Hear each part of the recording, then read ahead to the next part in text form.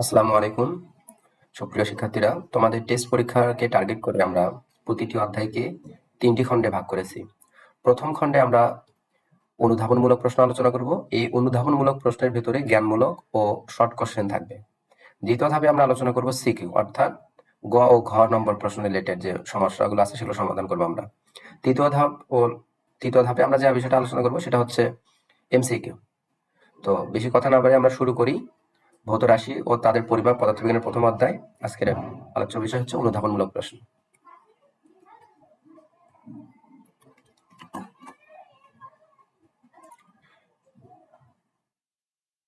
তো প্রথম প্রশ্ন আমরা এখানে দেখতে পাচ্ছি যে বলা আছে ভার্নিয়ার ধ্রুবক অর্থাৎ ভার্নিয়ার যে কনস্ট্যান্ট ভিসি সর্বজনীন ধ্রুবক নয়, অর্থাৎ তাদের ধ্রুবক হলেও মানটা পরিবর্তনশীল। তো সেটাই আবার বরিশাল বোর্ডে অন্যভাবে আসছিল, ভার্নিয়ার ধ্রুবকের মান নির্দিষ্ট নয়, অর্থাৎ মানটা পরিবর্তন হতে পারে। তো কিভাবে আমরা সমাধান করব? প্রথমে লিখবো, আমরা জানি ভিসি ভার্নিয়ার কনস্ট্যান্ট অর্থাৎ ভার্নিয়ার ধ্রুবক ইকুয়াল এস ভাগ এন। তো এস ভাগ এনটা কি? এন বোঝাচ্ছে ভার্নিয়ার স্কেলের ভাগ সংখ্যা, আর এস বোঝাচ্ছে প্রধান স্কেলের ক্ষুদ্রতম এক ঘরের তুলনায় ভার্নিয়ার স্কেলের এক ঘর কতটুকু ছোট তার পরিমাণ। তাহলে আমরা দেখতে পাচ্ছি যে ভার্নিয়ার ধ্রুবকটা আমার প্রধান স্কেল ক্ষুদ্রতম এক ঘরের চেয়ে ভার্নিয়ার স্কেল কতটুকু ছোট এই মান এবং ভার্নিয়ার স্কেলের ভাগ সংখ্যা এই দুইটা মানের উপর ডিপেন্ড করে। তো আমরা কোন একটাকে যদি স্থির ধরি তাহলে আরেকটা আমাদের সচল, মানে ভার্নিয়ার সংখ্যা স্কেলের ভাগ সংখ্যা আমাদের চেঞ্জ হতে পারে। এক এক ভার্নিয়ার স্কেলের ভাগ সংখ্যা 10 ঘর, কোনো স্কেলে 20 ঘর, কোনো স্কেলে 25 ঘর, 15 ঘর, এভাবে থাকে। তো আমরা বুঝতে পারতেছি যে আসলে ভার্নিয়ার ধ্রুবকের মানটা কখনোই স্থির নয়, অর্থাৎ ধ্রুবকটি পরিবর্তনশীল। তো আশা করি তোমরা বুঝছো। তো আরেকবার একটু সামারি করে দিই কিভাবে অ্যান্সার করবো। তোমরা সহজ সরল ভাবে অ্যান্সার করবে। আমরা জানি ভার্নিয়ার ধ্রুবক ভিসি সমান এইচ ভাগ এন। এই যে পরিচয়টা বলবা, প্রধান স্কেল ক্ষুদ্রতম এক ঘরের চেয়ে ভার্নিয়ার স্কেলের এক ঘর কতটুকু ছোট তার পরিমাণ, এবং এন হচ্ছে ভার্নিয়ার স্কেলের ভাগ সংখ্যা। তা আমরা দেখতে পাচ্ছি উপরের সমীকরণ থেকে ভার্নিয়ার ধ্রুবকটি এস ও এন এর উপর নির্ভরশীল, অর্থাৎ এস বা এন কোনো একটি পরিবর্তন হলে ভার্নিয়ার ধ্রুবকের মানটা পরিবর্তন হবে। তোমরা এইভাবে সুন্দর করে সহজ সরল ভাবে অ্যান্সার করবা। ওকে, থ্যাংক ইউ। পরের কোশ্চেনে আমরা যদি যাই, পরের কোশ্চেনে আমাদের বলতেছে তারের ব্যাস পরিমাপে স্লাইড ক্যালিপার্স অপেক্ষা স্ক্রু গজ অধিকতর গ্রহণযোগ্য ব্যাখ্যা করো। দেখো আমরা সহজে যদি ব্যাখ্যা করি, বলছে এই যে স্লাইড ক্যালিপার্স এইটা অপেক্ষা আমাদের স্ক্রু গজটা বেশি গ্রহণযোগ্য কেন? দেখো আমরা স্লাইড ক্যালিপার্স দিয়ে যখন কোনো কিছুর দৈর্ঘ্য পরিমাপ করি সেটা 0.1 মিলিমিটার পর্যন্ত আমরা পরিমাপ করতে পারি, আর কোনো কিছুর দৈর্ঘ্য যখন আমরা স্ক্রু গজের সাহায্যে পরিমাপ করতে পারি আমরা 0.01 মিলিমিটার পর্যন্ত নিখুঁত পরিমাপ করতে পারি। তাহলে দেখো স্লাইড ক্যালিপারের সাহায্যে যা আমরা 0.1 মিলিমিটার পর্যন্ত পরিমাপ করতে পারি, সেখানে স্ক্রু গজ আমরা আরো নির্ভুল ভাবে 0.01 মিলিমিটার পর্যন্ত পরিমাপ করতে পারি। এই কারণেই স্লাইড ক্যালিপার্স অপেক্ষা স্ক্রু গজের গ্রহণযোগ্যতা সব থেকে বেশি। ওকে, আশা করি তোমরা বুঝছো। পরেরটা বলছে কোন রাশির পরিমাণ প্রকাশ করতে এককের প্রয়োজন হয় কেন? মানে কোন একটা রাশির পরিমাপ করতে এককের প্রয়োজন কেন? দেখো আমরা যে কোনো পরিমাপের জন্য একটা স্ট্যান্ডার্ড বা আদর্শ পরিমাপের প্রয়োজন হয়, বা আমরা এটা সহজে বলতে পারি যে কোনো কিছুকে পরিমাপ করার জন্য আমরা কোন একটা বস্তুর সাথে তুলনা করে পরিমাপটা করি। আমি সহজ ভাষায় যদি বলি, আশা করি তোমরা পেনটা দেখতে পাচ্ছ, আমি যদি বলি পেনটা কতটুকু ছোট বা বড়, মনে হয় না তোমরা অ্যান্সার করতে পারবা। কারণ এই পেনটা ছোট না বড় এইটা বলতে গেলে এই পেনের কাছে আরেকটা পেন রাখতে হবে, তখন আমরা বলতে পারবো ওই পেনের তুলনায় এটা ছোট না বড়।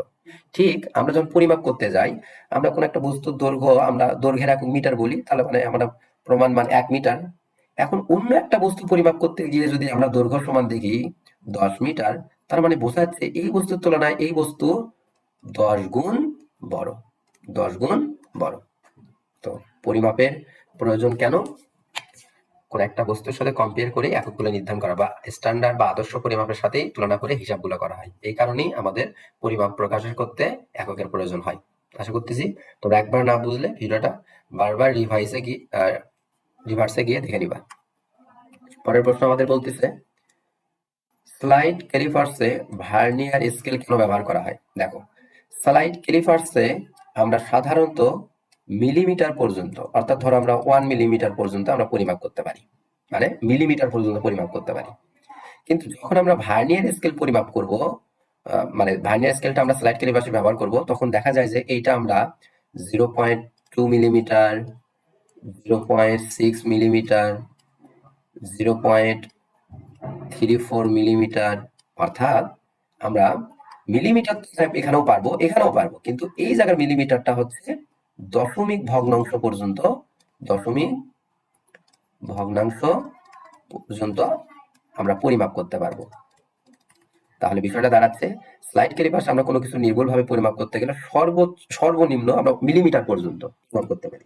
কিন্তু যেই আমরা স্লাইড ক্যালিপারের পাশে ভার্নিয়ার স্কেলটা ব্যবহার করব, তখন আমরা ওইটাকে দশমিক ভগ্নাংশ মিলিমিটার পর্যন্ত পরিমাপ করতে পারবো। তার মানে হিসাবটা আরো আমার সূক্ষ্ম ও নিখুঁত হবে, যার কারণে আমরা স্লাইড ক্যালিপারের পাশে একটা ভার্নিয়ার স্কেল ব্যবহার করি। তো আশা করি তোমরা বুঝছো।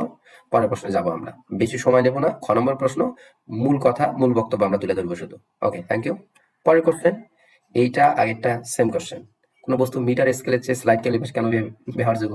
সাধারণত আমাদের মিটার স্কেলগুলোতে কি হয়, মিটার স্কেলগুলোতে আমাদের হয় আমাদের সেন্টিমিটার অথবা ইঞ্চিতে পরিমাপ করা থাকে, তাহলে সেন্টিমিটার অথবা ইঞ্চিতে পরিমাপ করা থাকে। সেখানে আমাদের স্লাইড ক্যালিপারে আমরা দেখতে পাই মিলিমিটার, আর স্লাইড ক্যালিপার সাথে থাকে ভার্নিয়ার স্কেল। তার মানে এটাতে আমরা আরো দশমিক ভগ্নাংশ পর্যন্ত নিখুঁতভাবে হিসাব করতে পারবো। এজন্য মিটার স্কেলের তুলনায় স্লাইড ক্যালিপারটা বেশি উপযোগী।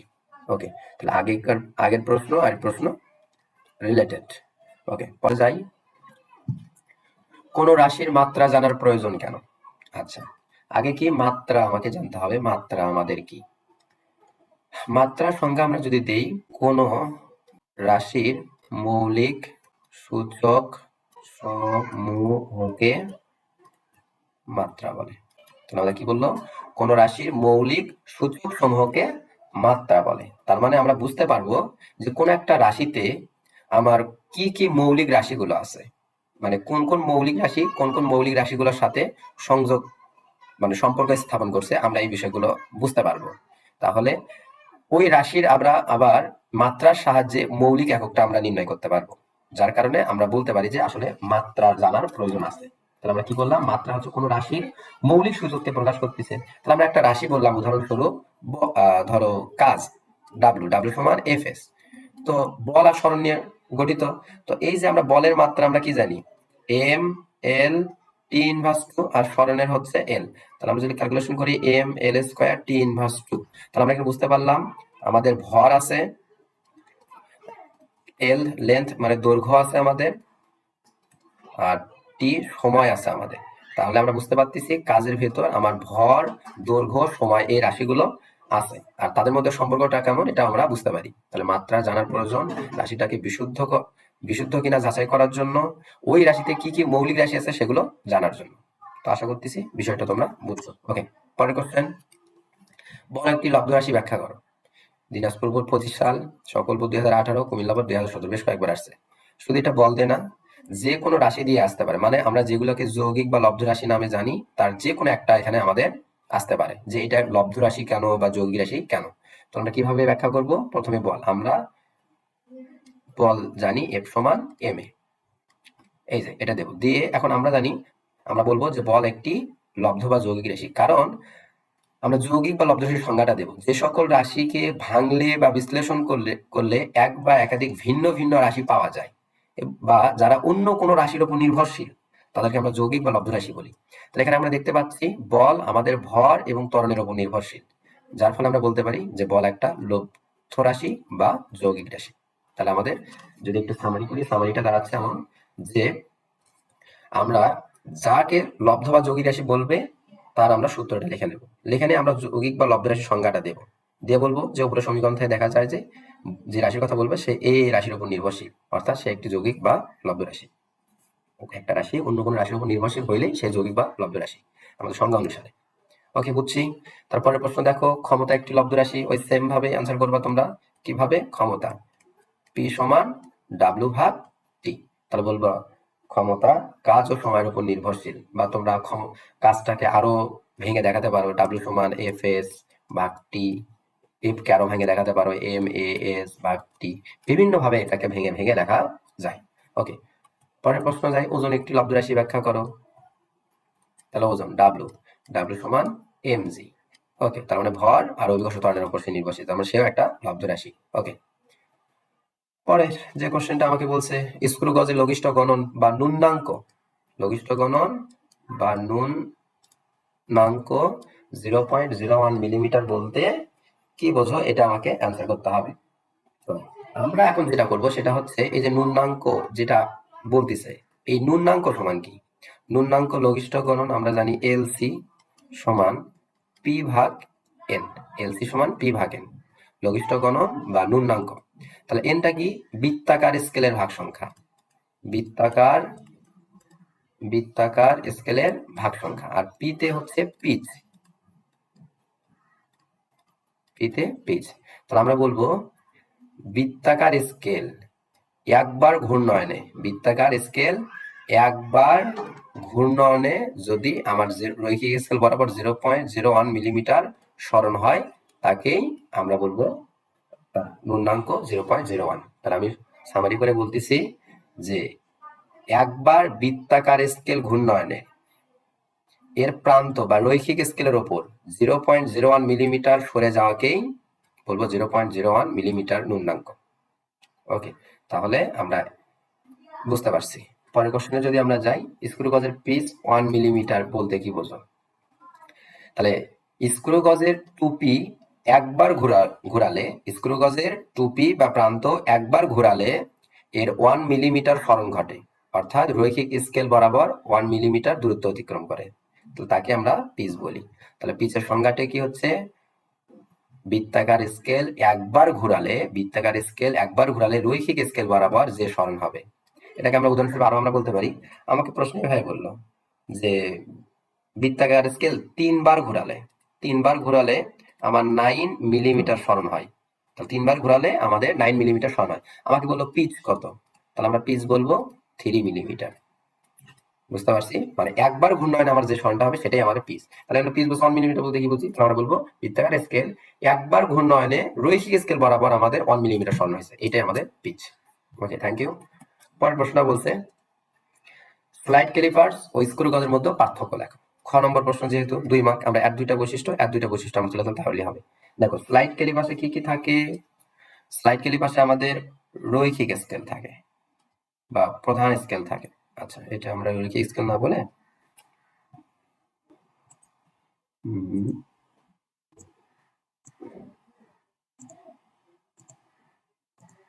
তাহলে আমরা স্লাইড ক্যালিপার্সে কি কি থাকে? প্রধান স্কেল বা মূল স্কেল, প্রধান স্কেল বা মূল স্কেল। আর প্রধান স্কেল বা মূল স্কেলের পাশে লাগানো থাকে আমাদের কি? Vernier scale, vernier scale. তাহলে আমরা কি বললাম? স্লাইড ক্যালিপার্সে প্রধান স্কেলের পাশে কি লাগে থাকে? Vernier scale. আর স্ক্রু গজে আমাদের কি থাকে? একটা হচ্ছে রৈখিক স্কেল, রৈখিক স্কেল। আর রৈখিক স্কেলের পাশে আমাদের যেটা লাগানো থাকে সেটাকে আমরা বলি বৃত্তাকার স্কেল। ওকে, তারপর আমরা বলবো স্লাইড ক্যালিপার্সের সাহায্যে সর্বনিম্ন 0.1 মিলিমিটার পর্যন্ত নির্ভুল পরিমাপ করা যায়। আর আমরা স্ক্রু গজের বেলায় বলবো স্ক্রু গজে 0.01 মিলিমিটার পর্যন্ত নির্ভুল পরিমাপ করা যায়। তো আশা করি পার্থক্যটা তোমরা বুঝতে পারছো। পরের প্রশ্ন যদি যাই, বলছে বিজ্ঞানের বন্ধ্যাকাল বলতে কি বোঝায়? এখানে বিজ্ঞানের বন্ধ্যাকাল অর্থ বোঝাচ্ছে বিজ্ঞানী আর্কিমিডিস তার মৃত্যুর পরবর্তী প্রায় 1.5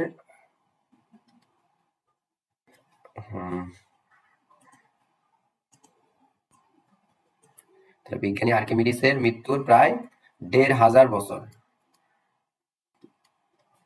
1,500 বছর পর্যন্ত জ্ঞান বিজ্ঞানের চর্চা আমাদের বন্ধ ছিল। মানে ওই সময় আমাদের বিজ্ঞানে বড় কোনো পরিবর্তন আসেনি, যার কারণে আর্কিমিডিসের পরবর্তী 1,500 বছরকে আমাদের বন্ধ্যাকাল বলা হচ্ছে, বিজ্ঞানের বন্ধ্যাকাল। ওকে, পরের কোশ্চেন, মৌলিক ও যৌগিক রাশির মধ্যে পার্থক্য। তাহলে মৌলিক রাশিকে যাদেরকে বিশ্লেষণ বা ভাঙা যায় না, বিশ্লেষণ বা ভাঙা যায় না। আর যৌগিক রাশি কি? যাদের বিশ্লেষণ বা ভাঙা যায়। তাহলে মৌলিক রাশি কি? যাদের বিশ্লেষণ বা ভাঙা যায় না, আর যাদের ভাঙা যায়। মৌলিক রাশি কি? কারো উপর নির্ভরশীল নয়। তাহলে মৌলিক রাশি কারো উপর নির্ভরশীল নয়। আর যৌগিক রাশি নির্ভরশীল। এগুলো সহজ প্রশ্ন। তাহলে মৌলিক রাশি কারো উপর নির্ভরশীল না, এরা নির্ভরশীল। মৌলিক রাশি তোমরা উদাহরণ দিলা ভর, সময়, এরকম এক্সেট্রা। 7টা মৌলিক রাশি আছে, তা বলতে পারো এটা সর্বোচ্চ সংখ্যা হচ্ছে 7টি। আর যৌগিক রাশির সংখ্যা হচ্ছে অসংখ্য। আর তাদের উদাহরণ দিবা বল, কাজ, এরকম করে অনেকগুলো আছে। তো আসলে বুঝতে পারছি। পরের কোশ্চেন, পেটামিটার ও ফেমটোমিটারের মধ্যে পার্থক্য। তাহলে আমরা 1 পেটামিটার সমান জানি 10 পাওয়ার 15 মিটার, আর 1 ফেমটোমিটার সমান আমরা জানি 10 ইনভার্স 15 মিটার। তাহলে আমরা যদি এবার 1 পেটামিটার ভাগ 1 ফেমটোমিটার কম্পেয়ার করি, তাহলে 10 পাওয়ার 15 ভাগ 10 ইনভার্স 15। তো ক্যালকুলেশন করলে যেটা দাঁড়াবে, তাহলে 1p 1f সমান 10 পাওয়ার 30, অর্থাৎ যেটা দাঁড়াচ্ছে 1p সমান 10 পাওয়ার 30 f। ওকে, আশা করি তোমরা বিষয়টা বুঝতে পারছো। ওকে, পরের কোশ্চেন, ভার্নিয়ার সমপাতন 5 বলতে কি বোঝো? ভার্নিয়ার সমপাতন 5 বলতে কি বোঝো? তো আমরা ভার্নিয়ার সমার্থ সমান পাতনার্থ মান, তাহলে ভার্নিয়ারের সমান মান, অর্থাৎ ভার্নিয়ার স্কেলের ভালো করে শোনো, ভার্নিয়ার স্কেলের কোন একটা ঘর মূল স্কেলের কোন একটা ঘরের সাথে হুবহু মিলে যায় বা সবচেয়ে কাছাকাছি থাকে, সেটা হবে ভার্নিয়ার সমপাতন। অর্থাৎ ধরো ভার্নিয়ার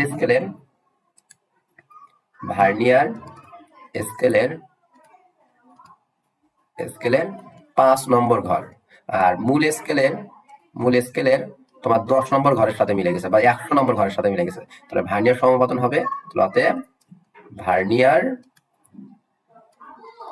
ভার্নিয়ার সমপাতন হবে 5। তাহলে আমরা যেটা বললাম সেটা হচ্ছে ভার্নিয়ার স্কেলের কোন একটি ঘর মূল স্কেলের কোন একটি ঘরের সাথে হুবহু মিলে যাবে বা সবথেকে কাছাকাছি থাকবে, সেটাই হবে ভার্নিয়ার সমপাতন। তাহলে এখানে ভার্নিয়ার সমপাতন 5 বলতে বোঝাচ্ছে ভার্নিয়ার স্কেলের 5 নম্বর ঘরটা মূল স্কেলের কোন একটা ঘরের সাথে মিলে গেছে, তো সেটাই হবে ভার্নিয়ার সমপাতন। ওকে, পরের কোশ্চেন, এটা আমাদের লাস্ট কোশ্চেন। দেখো, যত শত প্রশ্ন করালাম, জানি না এখানে কয়টা প্রশ্ন আমি দিছি, তবে এই প্রথম অধ্যায় থেকে যদি ক নম্বর শর্ট কোশ্চেন বা অনুধাবনমূলক প্রশ্ন করে, তাহলে এই কয়টা প্রশ্নের বাইরে করতে পারবা না ইনশাল্লাহ। তোমরা ভালো করে ক্লাসটা দেখবা, ইনশাল্লাহ এর ভেতর থেকেই এসএসসি বা তোমরা টেস্ট পরীক্ষায় কমন পাবা। সেটা কি? লাস্ট কোশ্চেন আমাদের বলতেছে ওজন ও ভর কি? ভর হলো পদার্থের প্রকৃত